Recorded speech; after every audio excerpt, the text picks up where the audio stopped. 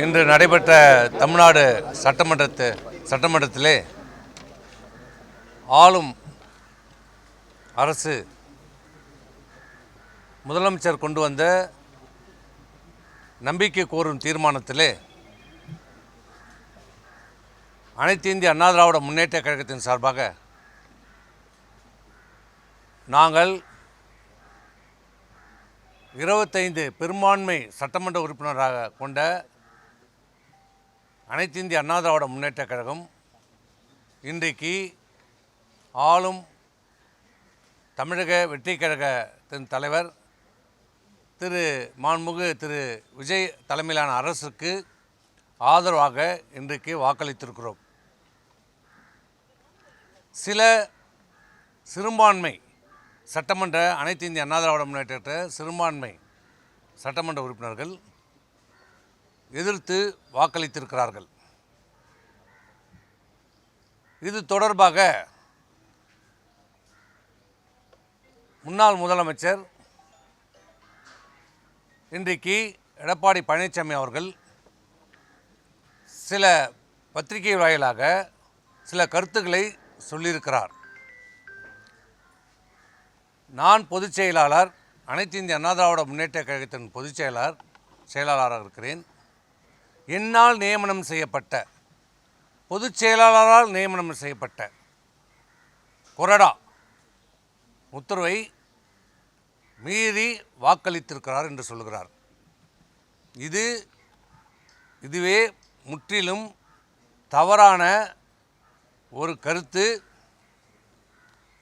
சட்டப்பூர்வமாக சட்ட ரீதியாகவும் முழுமையான தவறான ஒரு கருத்தை இன்றைக்கு பொதுவெளியிலே தெரிவித்திருக்கிறார். பொதுச் செயலாளர் கொறடாவை நேரடியாக நியமனம் செய்ய முடியாது. சட்டமன்றம் புதிதாக தேர்ந்தெடுக்கப்பட்ட சட்டமன்ற உறுப்பினர்கள் ஒரு இயக்கத்திலே இப்போ அனைத்து இந்திய அண்ணா திராவிட முன்னேற்ற கழகம் எடுத்துக்கொண்டால் தேர்ந்தெடுக்கப்பட்ட 47 சட்டமன்ற உறுப்பினர்கள் சட்டமன்ற குழு கூட்டம் நடைபெற வேண்டும். அந்த சட்டமன்ற குழு கூட்டத்திலே சட்டமன்ற குழு தலைவர் தேர்ந்தெடுக்கப்பட வேண்டும், துணைத் தலைவர் தேர்ந்தெடுக்கப்பட வேண்டும், கொறடா தேர்ந்தெடுக்கப்பட வேண்டும். இதுதான் சட்டம், இதுதான் மரபு, இதுதான் இதுவரை நடந்திருக்கிறது. ஆனால் இங்கே அவர் சொல்லியிருக்கிற கருத்து அனைத்து இந்திய அண்ணா திராவிட முன்னேற்ற கழகத்தின் பொதுச் செயலாளராகிய நான் நியமனம் செய்த கொறடா. பொதுச் செயலாளர் கொறடாவை நியமனம் செய்ய முடியாது. சட்டமன்ற உறுப்பினர்களால் தேர்வு செய்யப்பட்ட சட்டமன்ற தலைவர், சட்டமன்ற உறுப்பினர்களால் தேர்வு செய்யப்பட்ட கொறடா இவர்தான் ஒரு கட்சியினுடைய கொள்கை முடிவுகளை இந்த சட்டமன்றத்தில் எப்படி செயல்பட வேண்டும் என்பதை சொல்கின்ற போது அந்த தேர்ந்தெடுக்கப்பட்ட கொறடா அனைத்து சட்டமன்ற உறுப்பினர்களுக்கும் உத்தரவுகளை கொடுப்பார். இதுதான் நடைமுறை. எல்லா கட்சியிலையும் அதான் நடைமுறை, சட்டமன்றத்திலையும் அதுதான், நாடாளுமன்றத்திலையும் அதுதான் நடைமுறை. ஆனால் இன்றைக்கு புதிதாக ஒரு விளக்கத்தை அவர் கொடுத்து கொண்டிருக்கிறார். அவருக்கு தெரியாததில்லை, புரியாததில்லை, ஏற்கனவே பணியாற்றியிருக்கிறார். தன்னுடைய பலவீனத்தை தங்களுக்கு ஆதரவு இல்லை என்பதை மறைப்பதற்காக இப்படி தவறான ஒரு தகவலை இன்றைக்கு சொல்லி இருக்கிறார். இன்னொன்று, நான் சட்டமன்ற உறுப்பினர்களால் தேர்வு செய்யப்பட்டேன் என்று சொல்லியிருக்கிறார். அது முற்றிலும் பொய், தவறு, உண்மைக்கு புறமான செய்தி, அப்பட்டமான பொய், வடிகட்டிய ஜம்மு காலத்தில் வடிகட்டிய பொய். அவர் சொல்கின்ற சட்டமன்ற உறுப்பினருடைய கையெழுத்தை பெற்றதாக சொல்லுகின்ற அந்த 47 பேர் எப்போ, எங்கே, எதற்காக பெற்றார் என்று அவரால் சொல்ல முடியுமா? எப்போது சட்டமன்ற கூட்டம் நடைபெற்றது, எந்த தேதியிலே நடைபெற்றது, எங்கே நடைபெற்றது, தீர்மானம் நிறைவேற்றினார்களா? அந்த தீர்மானம் இப்போ 47 பேர் சட்டமன்ற உறுப்பினர்கள் கையெழுத்து போட்டு கொடுத்ததாக சொல்கிறார்கள். அப்படி என்றால் அந்த தீர்மானம் நோட்டிலே அந்த தேதியிலே எந்த தேதியிலே நடைபெற்றது, என்ன அஜெண்டா வைக்கப்பட்டது, என்ன தீர்மானம் நிறைவேற்றப்பட்டது, அந்த தீர்மான புக்கிலே இந்த 47 சட்டமன்ற உறுப்பினர்களும் கையொப்பம் இட்டிருக்கிறார்களா என்பதை அவருக்கு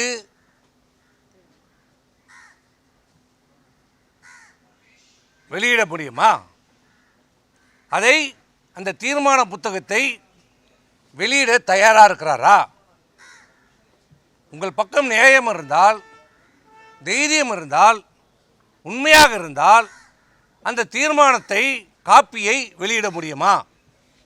47 சட்டமன்ற உறுப்பினர்கள் கலந்து கொண்டு அந்த தீர்மான புத்தகத்திலே கையெழுத்து இட்டதை எந்த தேதியிலே எந்த இடத்திலே கலந்து கொண்டு என்ன தீர்மானம் நிறைவேற்றப்பட்டது, அந்த தீர்மானத்தை நாங்கள் ஏற்றுக்கொண்டோம் என்று கையொப்பமிட்ட அந்த பிரதியை காட்ட முடியுமா? ஏனென்றால் காட்ட முடியாது. ஏனென்றால் அப்படி ஒரு கூட்டமே நடைபெறவில்லை.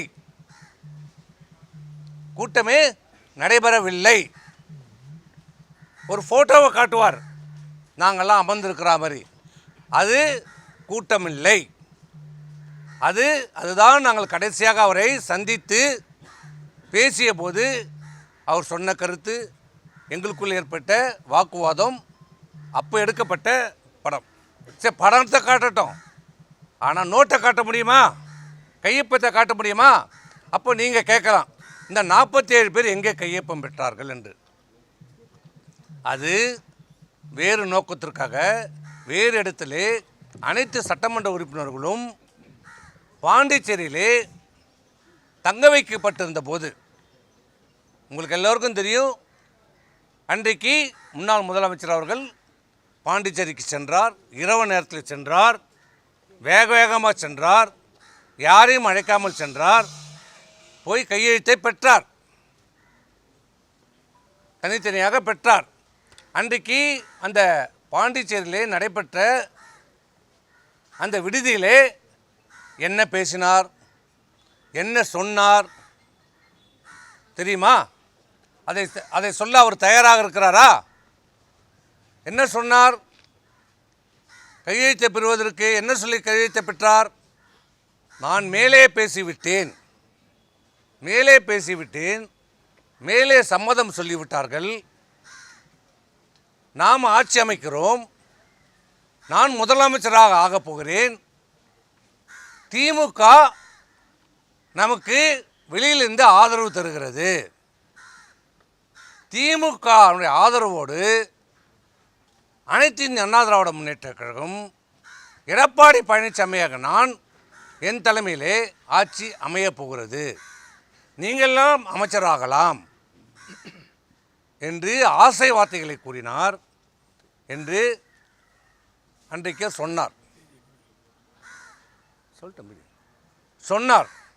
சொன்னாரா இல்லையா? அத்தனை சட்டமன்ற உறுப்பினர்கள் நீ கேட்டிருக்கலாம். பிஜேபி எம்எல்ஏயும் நம்முடைய கட்சியில் இணைந்து கொள்வார் என்று சொன்னார். ஆனால் சட்டமன்ற கூட்டம் எங்கேயுமே எப்போதும் நடைபெறவில்லை. நடந்தது ஒரே சட்டமன்ற கூட்டம் நடந்தது, உறுப்பினருடைய கூட்டம் நடைபெற்றது. 8ஆம் தேதி எங்களுடைய தலைமையில் அனைத்து இந்திய அண்ணா திராவிட முன்னேற்ற கழகத்தில் சட்டமன்ற கூட்டம் நடைபெற்று பெரும்பான்மையான சட்டமன்ற உறுப்பினர்கள் திரு வேலுமணி அவர்களை சட்டமன்ற தலைவராகவும் திரு விஜயபாஸ்கரை கொறடாவாகவும் தேர்வு செய்யப்பட்டு 8ஆம் தேதி கூட்டம் நடைபெற்றது. தீர்மானம் நிறைவேற்றிருக்கிறோம், கையொப்பம் பெற்றிருக்கிறோம். அதை நாங்கள் சபாநாயகரிடம் கொடுத்திருக்கிறோம். பெரும்பான்மையான சட்டமன்ற உறுப்பினர்களால் தேர்வு செய்யப்பட்ட சட்டமன்ற தலைவர், பெரும்பான்மை சட்டமன்ற உறுப்பினரால் தேர்வு செய்யப்பட்ட கொறடா சட்டமன்ற உறுப்பினர் நல்லா புரிஞ்சுக்கங்க, சட்டமன்ற உறுப்பினர்களால் தேர்வு செய்யப்பட்ட கொறடா, பொதுச் செயலாளர் நியமிக்கப்பட்ட கொறடா இல்லை. இன்றைக்கு சொல்கிறார் அவருடைய பேட்டியிலே political party and legislature party, அது அவர் சொல்லலை, லெஜிஸ்லேச்சர் பார்ட்டின்னு சொல்லலை. இருக்கிறது பொலிட்டிக்கல் பார்ட்டி வேற, லெஜிஸ்லேச்சர் பார்ட்டி வேற. சட்டமன்றத்தினுடைய நிர்வாகத்திலே அரசியலினுடைய கட்சியினுடைய உத்தரவுகள் செல்லாது. சட்டமன்ற உறுப்பினரால் தேர்வு செய்யப்பட்ட நிர்வாகிகள் தான் அதை நிரூபிக்கணும். ஆனால் ஒரு கட்சியினுடைய கொள்கைகளை அமுல்படுத்துகின்ற போது அந்த கட்சியினுடைய தலைவர் சொல்கின்றதை அந்த கொறடா மூலமாக உத்தரவுகளை கொடுப்பார். ஆனால் தேர்ந்தெடுக்கப்பட்ட கொறடா, பொதுச் செயலாளரால் நியமிக்கப்பட்ட கொறடா இல்லை. இதை முதலில் தெளிவுபடுத்துகிறேன். முதல்ல அவர் கொடுத்திருக்கிற கடிதம் போலி கடிதம், செல்லாத கடிதம், செல்லாத நோட்டு. அவர் 47 பேர் என்னை ஆதரிக்கிறார்கள் என்று சொல்லி ஒரு கடிதத்தை சபாநாயகரிடம் கொடுத்திருக்கிறார். நாங்கள் எங்களை ஆதரிக்கிறார்கள் என்று சொல்லி 27 சட்டமன்ற உறுப்பினர் கையொப்பங்களை பெற்று நாங்கள் கொடுத்தோம்.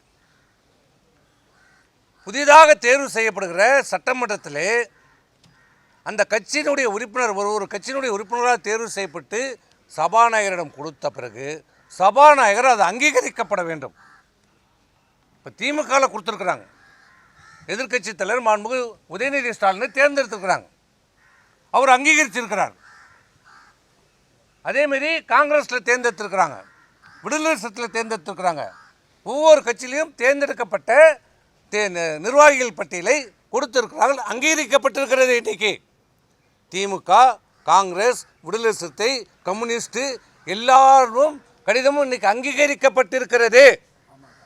பாட்டாளி மக்கள் கட்சி ஒன்றை தவிர, அண்ணா திமுக, அனைத்து இந்திய அண்ணா திராவிட முன்னேற்ற கழகத்தை தவிர இன்று வரை, இந்த நிமிடம் வரை அங்கே நிர்வாகிகள் பட்டியல் அங்கீகரிக்கப்படவில்லை. என்ன காரணம்? இந்த பக்கம் 47 பேர் கையெழுத்தை, போலியான கையெழுத்தை, நடக்காத ஒரு கூட்டத்திற்கு வேறு எதற்கோ ஒரு சம்பவத்துக்காக பெறப்பட்ட கடிதத்தை தன்னை தேர்ந்தெடுக்கப்பட்டதாக சொல்லி கொடுத்திருக்கிறார். இந்த பக்கம் நாங்கள் பெரும்பான்மை சட்டமன்ற உறுப்பினர்கள் தேர்வு செய்யப்பட்ட திரு வேலுமணி அவர்களுடைய கடிதத்தை கொடுத்திருக்கிறோம். 2 கடிதமும் இப்போ சபாநாயகனுடைய, அன்றைக்கு இடைக்கால சபாநாயகர் இருந்தார், நேற்று தான் சபாநாயகர் தேர்வு நடந்திருக்கிறது. இப்போ அந்த கடிதம் அங்கே இருக்கிறது. இப்படி போலியான ஒரு கடிதம் கொடுத்திருக்கிறார் என்று தெரிந்தவுடனே அடுத்த அரை மணி நேரத்திலே அதற்கு ஆட்சேபனை கடிதத்தை நாங்கள் கொடுத்து விட்டோம். சபாநாயகர் இப்போ அன்றைக்கு இடைக்கால சபாநாயகருக்கு உடனடியாக சபாநாயகர் அலுவலகத்துக்கும் சபாநாயகருக்கும் நாங்கள் ஆட்சேபனை கொடுத்திருக்கிறோம். என்னவென்று, அவர்கள் கொடுத்திருக்கிற கடிதம் போலியான கடிதம், அவர் சொல்லியிருக்கிற கூட்டம் நடைபெறவில்லை, அதில் போட்டிருக்கிற கையெழுத்து உண்மை இல்லை, அங்கேயும் கையெழுத்து போட்டிருக்கிறார்கள், எங்களதிலையும் கையெழுத்து போட்டிருக்க, இரட்டை டபுள் என்ட்ரி இருக்கிறது. இதை நீங்கள் முழுமையாக விசாரணை செய்யப்பட வேண்டும், ஆய்வு செய்யப்பட வேண்டும், நடவடிக்கை எடுக்க வேண்டும் என்று சொல்லியிருக்கிறோம். இப்போது அதன் அடிப்படையிலே 2 கடிதத்தின் மீதும் இதுவரை நடவடிக்கை இல்லை, யாரையும் அங்கீகரிக்கவில்லை. அனைத்து இந்திய அண்ணா திராவிட முன்னேற்ற கழகத்தின் சார்பாக யாரும், இந்த பக்கம் எடப்பாடி பழனிசாமியும் அங்கீகரிக்கப்படவில்லை, இந்த பக்கம் வேலுமணி அவர்கள் போது 2 பதவிகளும் இன்னும் சட்டமன்ற சபாநாயகரால் அறிவிக்கப்படவில்லை. கொறடா அங்கீகரிக்கப்படவில்லை, கொறடா அங்கீகரிக்கப்படவில்லை. அப்போ அங்கீகரிக்கப்படாத போது அங்கீகரிக்கப்படாத ஒரு கொறடா உத்தரவு எப்படி சொல்லும்? செல்லாது. ஒன்று. இப்போ சபாநாயகர் அவர்கள் தான் இதை விசாரணை செய்து எது உண்மை எது பொய் என்பதை ஆராய்ந்து எங்களுக்கு 2 தரப்புக்கும் வாய்ப்பை கொடுத்து 2 தரப்பில் இருக்கிற சட்டமன்ற உறுப்பினரையும் கூட்டு ஆராய்ந்து விசாரணை செய்து இறுதி முடிவெடுத்து யாருக்கு பெரும்பான்மை சட்டமன்ற உறுப்பினராக இருக்கு என்பதை முடிவு செய்ய வேண்டிய அதிகாரம் இன்றைக்கு சபாநாயகர் இடத்துல இருக்கிறது. இப்போ அவர் இடத்துல தான் இருக்குது. இப்போ முடிவு அவர் தான் சொல்லணும். யாருக்கு பெரும்பான்மை சட்டமன்ற உறுப்பினர் இருக்கிறார்களோ அவர் தான் அங்கீகரிக்கப்படுவார். இதுதான் சட்டம், இதுதான் நீதி. அதான் இதை எல்லாம் மூடி மறைத்து விட்டு எதுவுமே நடக்காதது போல, எதுவுமே தனக்கு தெரியாதது போல இன்றைக்கு அவர் பேட்டி அளித்திருக்கிறார். இப்போ இன்றைக்கு பத்திரிகைகளில் சொல்லியிருக்கிறார். நாங்கள் இப்போ இருக்கிற உண்மையை பட்டவர்த்தனமாக சொல்லி இதான் நிலைமை. இப்போ நான் எங்கள் பக்கமும் அங்கீகரிச்சுட்டா நாங்கள் ஒன்றும் எங்களுக்கு சொல்லலை, எங்கள் கொறடாக்கு அதிகாரம்னு நான் சொல்லலை. இப்போ 2 பக்கமே அங்கீகரிக்கப்படாமல் இருக்கிறது. தலைவரும் இல்லை, கொறடாவும் இல்லை. அங்கீகரித்தாதான் அதுக்கு பதவி வரும், அதுக்கு உயிர் வரும். இதுதான் நிலைமை. இதையெல்லாம் மறைத்து விட்டு இன்றைக்கு சட்டமன்ற உறுப்பினர்களை மிரட்டுவதற்காக, அச்சமூட்டுவதற்காக, தன் பக்கம் அவர்களை எப்படியாவது இழுக்க வேண்டும் என்பதற்காக இப்படி எங்களை அச்சுறுத்த பார்க்குறார், மிரட்ட பார்க்குறார். இதுதான் நிலைமை. இன்னொன்று சொல்லுகிறார், ஏதோ அனைத்து இந்திய அண்ணா திராவிட முன்னேற்றத்தில் இருக்கிற சில முன்னாள் அமைச்சர்கள் பதவி ஆசைக்காக இன்றைக்கு ஆளும் கட்சியோடு ஆதரவாக வாக்களித்திருக்கிறார் என்று. யாருக்கு பதவி ஆசை, யாருக்கு என்பதை அவர் மனசாட்சியை தொட்டு சொல்ல வேண்டும். நான் சொல்கிறேன், உங்களுக்கும் புள்ள இருக்குது, எனக்கும் புள்ள இருக்கிறான், கேட்டுக்கோ. முன்னாள் முதலமைச்சர் அவர்களே, உங்களுக்கு ஒரே புள்ள, எனக்கு ஒரு பையன் ஒரு பொண்ணு. இந்த இடத்துல இப்போ சொல்கிறேன், உங்களுக்கு தைரியம் இருந்தால் வாங்க, என் பிள்ளையை கொண்டாந்து நிறுத்துறேன், உன் பிள்ளையை கொண்டாந்து நிறுத்தா, என் பிள்ளை மேலே தலை மேலே சத்தியம் அடித்து சொல்கிறேன். நீங்கள் சொன்னது என்ன என்ன என்ன சொன்னீங்க? திமுகவோடு உங்களுக்கு உறவும் இல்லை எதுமா? என்ன சொன்னீங்க? 4ஆம் தேதி தேர்தல் முடிந்து வெற்றி பெற்ற சான்றிதழ் வாங்குகிறோம். நான் 6:30 மணிக்கு வாங்குகிறேன். வாங்கிட்டு உடனே வீட்டில் கொடுத்துட்டு சென்னைக்கு கிளம்பிட்டேன். வந்து கொண்டே இருக்கிறேன். ஒரு 7:30 மணி இருக்கும் நான் செங்கல்பேட்டை தாண்டும் போது. யார் என்று பேரெல்லாம் கேட்காதீங்க, அதெல்லாம் கேட்காதீங்க, சொல்ல மாட்டேன்.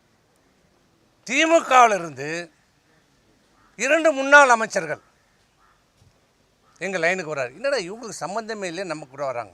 முதல்ல நம்பர் தெரியாமல் எடுத்துட்டேன். நான் தான் பேசுகிறேன். என்ன பார்த்து நல்ல பதிவை வாங்கிக்கணும் வாங்க. நம்ம தோத்துட்டோம், என்ன நல்ல அமைச்சர், என்ன நான் வாங்கினா என்னமோ பேசுகிறாரு, ஒன்றும் புரியல விட்டேன். அப்புறம் இன்னொரு அமைச்சர் வராரு. இல்லை என்னண்ணா, நான் 5 வருஷமாக கண்டுக்கல, இப்போ தான் ஃபோன் பண்ணிக்கலன்னு கேட்டேன். இல்லை எல்லாம் நல்லபடியாக போகுது, எல்லாம் நல்லா பார்த்துங்க, நல்லா அமைச்சர் என்னமோ சொல்கிறாங்க, எனக்கு ஒன்றும் புரியல. நாங்கள் தோல்வி இதில் அந்த சங்கடத்தில் விட்டுட்டோம். நைட்டு வந்துட்டோம். காலையில் தான் என்னுடைய விஷயமே எங்களுக்கு புரியுது. காலையில் எங்களுக்கு செய்தி வருகிறது, பொய்ச்சாளர்லேருந்து என்னன்னு பேசுகிறாரு, நம்ம ஆட்சி அமைக்கிறோம். என்ன சொல்கிறீங்க? திமுக நமக்கு ஆதரவு தருகிறது, வெளியிலேருந்து ஆதரவு தருகிறார்கள். நான் டெல்லியில் பேசிட்டேன், எல்லாம் முடிஞ்சிருச்சு. திமுக ஆட்சியில் பங்கேற்கலை, அவங்க வெளியிலேருந்து நமக்கு ஆதரவு தருகிறாங்க. அந்த கூட்டணியில் இருக்கிறவங்களுக்கு மட்டும் ஒரு அமைச்சர் கொடுங்க, மீதி எல்லாம் நீங்கள் எடுத்துங்க, நமக்கு ஒரு 25 அமைச்சர்கள் கிடைக்கும். நான் கேட்டேன், இது எப்படின்னா? இந்த இயக்கம் ஆரம்பிக்கப்பட்டது எதனால? திமுகவை எதிர்த்து தொடங்கப்பட்ட இயக்கம். திமுக ஒரு தீய சக்தி, அது அழிக்கப்பட வேண்டும் என்று சொல்லி தொடங்கப்பட்ட இயக்கம். புரட்சித் தலைவர் எம்ஜிஆரால் தொடங்கப்பட்ட இயக்கம் அனைத்து இந்திய அண்ணா திராவிட முன்னேற்ற கழகம், தொண்டரால் தொடங்கப்பட்ட இயக்கம். அந்த இயக்கத்தில் சட்டமன்ற உறுப்பினரா, நாடாளுமன்ற உறுப்பினரா, அமைச்சரா, ஏன் இந்த மிகப்பெரிய தமிழ்நாட்டினுடைய முதலமைச்சரா, இந்த கட்சியினுடைய பொதுச்செயலாளராக இருக்கிற இவர் 54 ஆண்டு காலம், ஒரு தலைமுறை இல்லை, 2 தலைமுறை இல்லை, 3 தலைமுறையாக எங்கள் அப்பா மாவட்ட செயலாளர் எம்பி, இப்போ நான் இருக்கிறேன். அதேமாதிரி இவருடைய அப்பா சேர்மன், இவங்கெல்லாம் எல்லாருமே இங்கே இருக்கிற பெரும்பாலும் பார்த்தீங்கன்னா ஒரு தலைமுறை 2 தலைமுறை. இதுவரைக்கும் திமுக எதிர்த்து நாங்கள் அரசியல் செய்து கொண்டு இருக்கிறோம். இப்படி பார்த்த எங்களை திமுக ஆதரவோடு ஆட்சி அமையும் என்று நீங்கள் எப்படி சொல்கிறீங்க? இது என்ன நியாயம் என்று கேட்டேன். இல்லைப்பா, எல்லாரும் இருந்தோம், வெல்மணி இருந்தோம், அங்கே இருந்தோம், எல்லாரும் இருக்கிறோம். இன்றைக்கி சொல்லலாம், ஏன் கேபி முனுசாமி இருந்தார், அவர் உடனே அதுக்கு ஆமான்ட்டார், அது வேறு. எது உடனே அது ஒத்துக்கிட்டார். ஆமாம் கரெக்ட் தான் பண்ணுங்கன்ட்டார். அது வேறு. நாங்கள் எல்லோரும் இருந்தோம். இது எப்படி நியாயம், இது எப்படி மனசாட்சி நம்ம ஏற்றுக்கணும்? மக்கள் ஏற்றுப்பாங்களா? மக்கள் விடுப்பா அதெல்லாம் பார்த்துப்பாங்க. ஏன்னா தொண்டர்கள்லாம் ஏற்றுப்பாங்களா? தொண்டரை நம்ம செஞ்சு அதெல்லாம் சரியாயிடுவாங்கப்பா. ஏன்னா நம்ம மனசாட்சி ஏற்றுக்குமான்னு கேட்டேன். இன்னொன்று சொன்னேன், பொண்டாட்டி வீட்டில் போனால் பொண்டாட்டி விஷம் வச்சு சாவடிச்சிருவான்னு. பசங்க நம்ம பசங்க சொந்த பசங்க காரி துப்புவாங்கன்னு. சும்மா இருந்தேன், சொன்னதை தான் சொல்கிறேன். அங்கே சொன்னேன்ல, இந்த வார்த்தை சொன்னேன்ல, நான் சொன்னேன் இல்லையா? அப்புறம் ஏன் பேசுகிறீங்க? சொல்கிறேன், உண்மையை சொல்லுவோம். சொன்னோம். இல்லைப்பா, இல்லை இன்றைக்கே சொல்லு, இன்றைக்கே முடியாதுன்னு தாங்க வந்துட்டோம். இன்னொரு உண்மையும் சொல்கிறேன், இது உங்களுக்கு ஏற்கனவே தெரிஞ்ச உண்மை, நீங்கள் ஏற்கனவே வெளியிட்டிருக்கீங்க. இப்போ சொல்கிறேன், கேட்டுக்குங்க. ஏன்னா அவர் இந்த அளவுக்கு எங்களை வந்து குற்றச்சாட்டுறாரு. பதவிக்காக, நாங்கள் ஒரு அமைச்சர் பதவிக்காக எல்லாம் போகிறோம். அப்போ இவர் என்ன சன்னியாசம், இவர் என்ன இதுக்கு வந்த அரசியல் செய்கிறவங்க எல்லாமே பதவிக்கு வரணும் தான் நினைப்பாங்க. இது இப்போ இவர் மட்டும் எதுக்கு இருக்கிறாரு? இன்றைக்கி எதுக்கு அதிமுக இந்த தேர்தலில் படுதோல்வி அடைஞ்சிருக்கிறது. ஆனால் அதை ஏற்றுக்க மனமில்லாத இன்றைக்கி சொல்கிறார் மிகப்பெரிய வெற்றின்றார். 47 தொகுதியை ஜெயிச்சது மிகப்பெரிய வெற்றின்னு சொல்கிறார். இப்படிப்பட்டவரை பொதுச் செயலாளராக வச்சுருந்தா என்ன பண்ண முடியும்? இது வெற்றியா? மிகப்பெரிய தோல்வி சொல்கிறார். வெற்றி பெற்றிருக்கிறோம் என்று சொல்கிறார். ஆனால் இதே அம்மா 96 சட்டமன்ற தேர்தலில் தோல்வி அடைஞ்சாங்க. தைரியமாக சொன்னாங்க, இந்த தோல்விக்கு நான் பொறுப்பேற்றுக் கொள்கிறேன் என்று சொன்னாங்க. அவங்க அம்மா, அவங்க பொதுச் செயலாளர், ஆண்மை மிக்கவர், ஆளுமை மிக்கவர். வெற்றியும் கொண்டாடணும், தோல்வி வந்தால் அந்த தோல்வி ஏற்றுக்கிற மனப்பக்குவம் இருக்கணும். அந்த மனப்பக்குவம் இன்னி வரைக்கும் அவர்கிட்ட கிடையாது. 19 தோத்தோம், 21 தோத்தோம், 24 தோத்தோம், 26 தோற்றுருவோம். இன்னி வரை எந்த தோல்விக்கும் பொறுப்பேற்கவில்லை அவர். நான் நேற்றே சொல்லிட்டேன், தோல்வி நான் அவரை மட்டும் ஒரு தனிப்பட்ட முறையில் நான் குற்றச்சாட்டில். இந்த தோல்வியில் எல்லாருக்கும் பங்கு இருக்குது, நாங்களும் ஒத்துக்கிறோம், எங்கள் எல்லாருக்கும் பங்கு இருக்குது. ஆனால் அந்த உண்மையை ஏற்றுக்கொள்ள அவர் மறுக்கிறார். கட்சியை சீர்திருத்தத்துக்கு அவர் ஒத்துழைப்பு இல்லை. நான் இன்னொரு அதான் சொல்ல வந்தேன், தமிழ்நாட்டுக்கு ஒரு மிகப்பெரிய ஒரு அரிய வாய்ப்பு கிடச்சிது. என்ன வாய்ப்பு? மிகப்பெரிய, நடக்க முடியாத, நினைச்சு பார்க்க முடியாத, சிந்திக்க முடியாத ஒரு வாய்ப்பு. சமுதாயத்திலேயே மிகவும் மிக மிக பின்தங்கி இருக்கிற தாழ்த்தப்பட்ட சமுதாயத்தை சேர்ந்த ஒருவருக்கு முதலமைச்சர் பதவி வாய்ப்பு வந்தது. திமுகவோட ஆதரவோடு ஆட்சி அமைக்கின்ற போது கம்யூனிஸ்டுகள் நேரடியாக டக்குன்னு என்று அவருக்கு ஆதரவு கொடுத்த உடனே திரு திருமாவளவன் அவர்களை முதலமைச்சராக ஆக்குகிறோம் என்று திமுகவால் முன்மொழியப்பட்டது. அவர் மட்டும் முதலமைச்சர், மீதி அனைத்து அமைச்சர் பதவியிலும் அதிமுக எடுத்துக்கொள்ள வேண்டும். 33 அமைச்சர்கள் நீங்கள் எடுத்துக்கங்க, திருமாவளவன் மட்டும் முதலமைச்சர் என்ற ஒரு வாய்ப்பு வந்தது. அது எங்களிடம், அதுதான் கடைசியாக அந்த கூட்டம் நான் ஃபோட்டோ காட்டினாரே, அதுதான் நாங்கள் போனது. அப்போ சொன்னோம், சரி திமுகவோட நம்மளால் முடியாது, அவர் திருமாவளவன் ஒரு வாய்ப்பு வந்திருக்கிறது, சரி பண்ணிக்கலாமா சொல்லுங்கள், அது என்னான்னு சொல்லுங்கள். முடியாது, ஏற்றுக்கொள்ள முடியாது.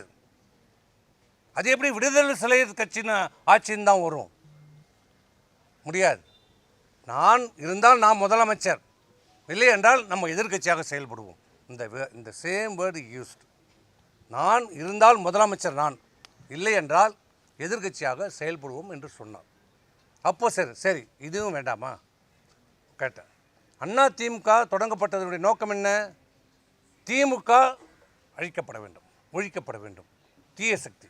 அதனால் இந்த டிவிகே தமிழக வெற்றி கழகத்தினுடைய நோக்கம் என்ன? திமுக ஒரு தீய சக்தி. நம்ம 2 பேருடைய நோக்கமும், அதிமுகவும் தமிழக வெற்றி கழகம் நோக்கமும் திமுக அழிக்கப்பட வேண்டும். நீங்கள் திமுகவோட போகிற மனநிலையில் வந்துட்டீங்க. அப்போ அதை நீங்கள் பரிசீலனை செய்யும் போது ஏன் நம்ம அனைத்து இந்திய அண்ணா திராவிட முன்னேற்ற கழகம் மாண்புமிகு முதலமைச்சர் திரு விஜய் தலைமையிலான அந்த ஆட்சிக்கு ஆதரவு கொடுக்கக்கூடாது என்று கேட்டோம். இதில் தான் எங்களுக்கும் அவருக்கும் கருத்து வேறுபாடு வந்தது. அவர் எந்த எதுக்கும் ஒத்துக்கொள்ளவில்லை என்றதால் தான் நாங்கள் வந்துவிட்டோம். இதுதான் நடந்த உண்மை. என்ன இதுதான் நடந்த உண்மை. இதில் எந்த விதமான ஒளிவு மறைவே கிடையாது. எங்கள் மனசுலகத்தை உண்மையை இன்றைக்கி எல்லாத்தையும் சொல்லிட்டோம். எந்த காலத்துலேயும் இன்றைக்கி சொல்கிறார், நான் கையெழுத்து போட்டு தானே இவர்கள் எம்எல்ஏ ஆனார்கள். ஏஃபம் உண்மைதான், பொதுச் செயலாளர் கையெழுத்து போட்டு தான் ஆகணும். அந்த பொதுச் செயலாளர் உருவாக்குறது யார்? இந்த தொண்டர்கள். இவரா சுயமாக வந்துட்டாரா பொதுச் செயலாளரா? யார் உருவாக்குனது? இந்த உலகத்துக்கே தெரியும், இந்த ஊருக்கே தெரியும், இந்த தமிழ்நாட்டில் இருக்கிற அனைத்து தொண்டர்களுக்கும் தெரியும், மக்களுக்கு தெரியும் யார் உருவாக்குனது. அவ்வளோதான். இதுக்கு மேலே நாங்கள் எதுவும் சொல்ல விரும்பலை. இப்போ சொல்கிறது அனைத்து இந்திய அண்ணா திராவிட முன்னேற்ற கழகம்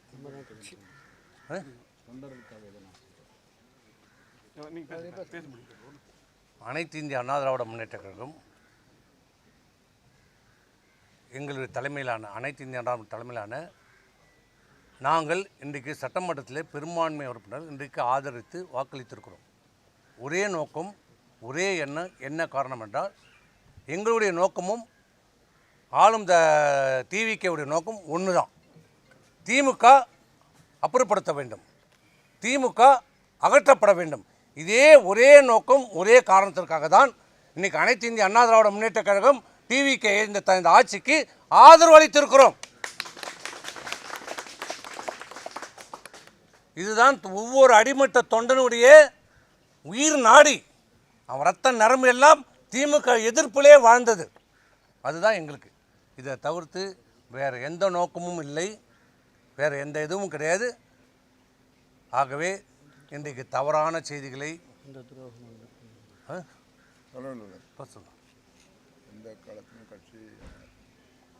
இப்பயும் சொல்கிறோம். எந்த நிலையிலும் எந்த சூழ்நிலையும் எங்கள் உயிர் மூச்சு இருக்கிற வரை அனைத்து இந்திய அண்ணா திராவிட முன்னேற்ற கழகம்தான் எங்களுடைய. இதில் எந்த விதமான காம்ப்ரமைஸ்க்கு எங்களுக்கு இடம் கிடையாது. இதுதான் அனைத்து இந்திய அண்ணா திராவிடம். இன்றைக்கி அவரும் சொல்லிட்டார், நாங்களும் சொல்லிட்டோம். அவர் பொதுச் செயலாளராக இருக்கிறார். இன்று வரைக்கும் அவர் தான் எங்களுக்கு பொதுச் செயலாளர். அதில் எந்த மாற்று கருத்தும் இல்லை.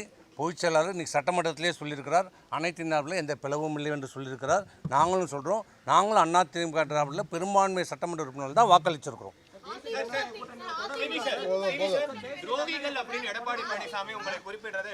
யார் என்னையா?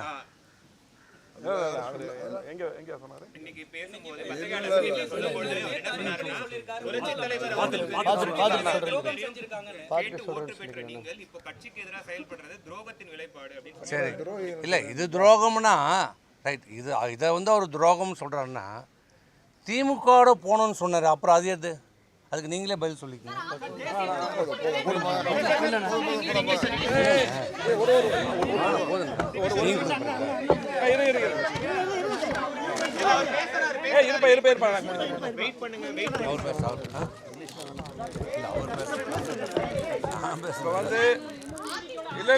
இருங்க.